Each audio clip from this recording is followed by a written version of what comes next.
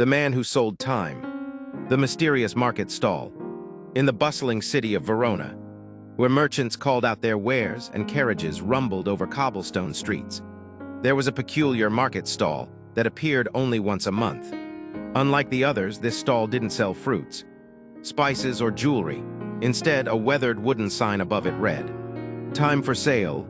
Behind the counter stood an old man, dressed in a long gray coat and a hat tilted just enough to cast a shadow over his piercing blue eyes. His name was Elias, and though many dismissed him as a lunatic, those who listened to his offer never left the same. One such man was Daniel Carter, a struggling artist who had wasted years on distractions, always telling himself he'd start tomorrow. He was nearing 40, still dreaming of painting masterpieces but trapped in a cycle of procrastination. That day, as he wandered through the market, the odd sign caught his eye. Curious, Daniel approached. "How can you sell time?" he scoffed. Elias smiled, his eyes twinkling. "Ah, you don't believe me, but tell me. Young man, how much is an hour of your life worth?" Daniel hesitated. I don't know." Elias reached into a velvet-lined box and pulled out a small, golden hourglass. "For the right price, I can give you an extra hour. You could use it however you please." Daniel laughed. "That's impossible." Elias shrugged, "Then walk away. But tell me, if I could give you back the years you've wasted, what would you pay?"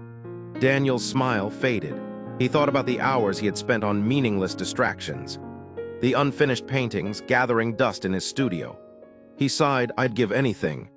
Elias leaned closer, then listened carefully. The first deal borrowed time. Elias held out the golden hourglass. "This is no ordinary hourglass. For every grain of sand that falls, time bends in your favor, but there is a catch." Daniel furrowed his brow. "A catch? You cannot waste it. If you do, the hourglass takes time from you instead." Daniel smirked. "Sounds fair." Elias handed him the hourglass, and suddenly Daniel felt lighter, his mind clear. His heart steady, he hurried home, picked up his neglected paintbrush, and painted for hours, for the first time in years. He didn't feel tired, distracted, or unmotivated. Over the next week, his productivity soared. The more he worked, the more time seemed to stretch. His paintings came to life in ways he had never imagined. The hourglass worked. But then temptation crept in. One evening, exhausted from a long day of painting, he thought, "I deserve a break." He turned on the television and promised himself only 30 minutes. When he looked up, it was 5 hours later. The hourglass on his desk had darkened. The golden sand inside was turning black. Panic gripped him as he felt a strange exhaustion wash over him. His body ached as if years had been stolen from him. Shaken, he rushed back to the market. The second lesson, the cost of wasted time. Elias was waiting, as if expecting him. "Ah," he said with a sigh, "you wasted the gift, didn't you?" Daniel slammed the hourglass on the table. "It's cursed, it was working. But then I lost 5 hours in what felt like minutes." Elias nodded. "That's the balance of time. You see, the moment you waste it, time doesn't slow, it speeds up. Your mind dulls, your energy fades. And before you know it, your days are gone. You borrowed time, and the debt was collected." Daniel's hands trembled. "Then what's the point? If I can't rest, what kind of life is that?" Elias chuckled. "Rest is not the enemy. But wasting time, that is the greatest thief of all." Daniel clenched his fists. "Then tell me, how do I get my lost time back?" Elias leaned in. "You don't, but you can make sure you never lose another second." The true power of time. Determined, Daniel returned to his studio with renewed purpose. He set rules for himself. No more meaningless distractions.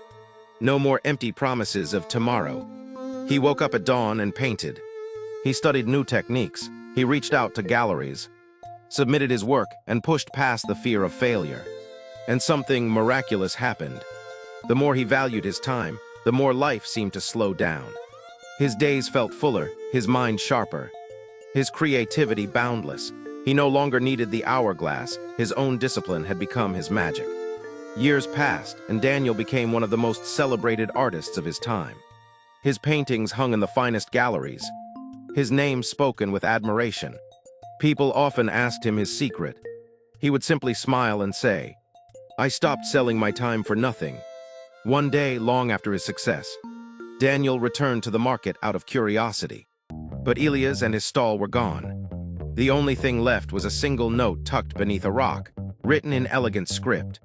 Time is never given. It is made, use it well. Daniel folded the note, placed it in his pocket, and never wasted another moment again. Moral of the story: time is your most valuable currency. Spend it wisely.